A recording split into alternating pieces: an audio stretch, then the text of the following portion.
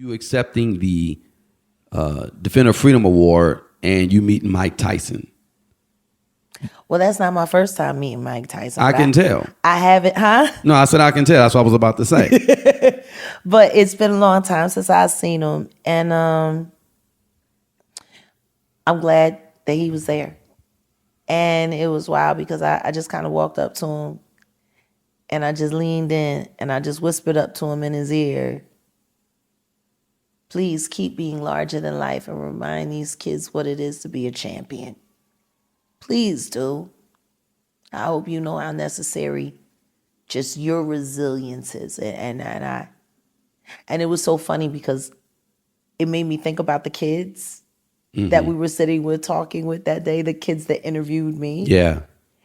And then it made me think about the interview that he did with the kid.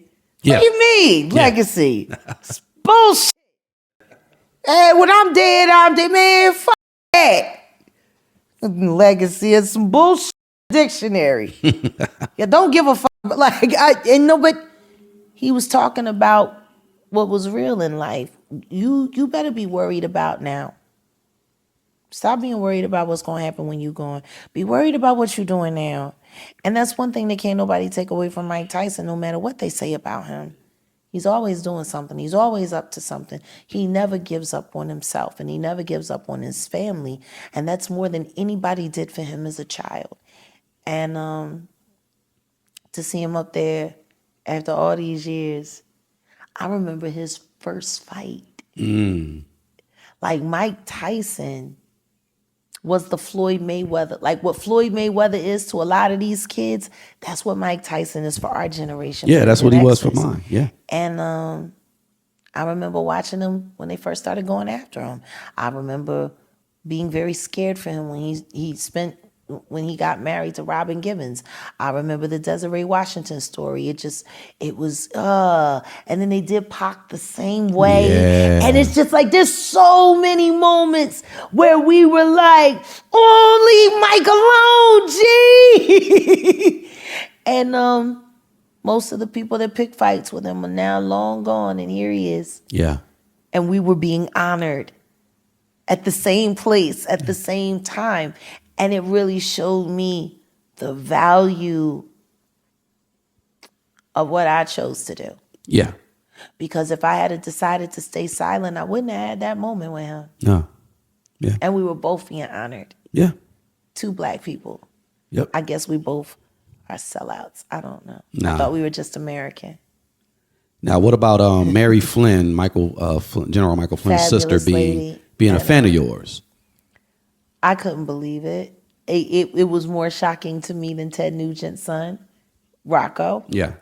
And but it was for the reason why her son, my son. That's why when Liz went to speak after Mary spoke, I just had to reach out to her and kiss her on the cheek and just tell her, thank you, you wonderful woman, thank you. Yeah. Because when you lose a child, or when your child has been done wrong,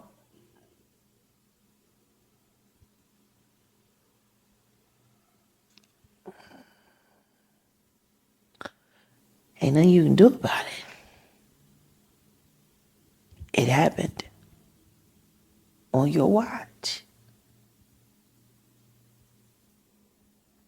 When I looked at her, I recognized that pain. Even behind her smile, her determination looked so much like mine. For a second there, meeting her was like looking in the mirror.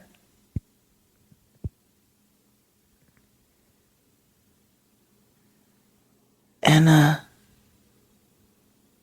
now she's got a fan in me. Kick-ass lady.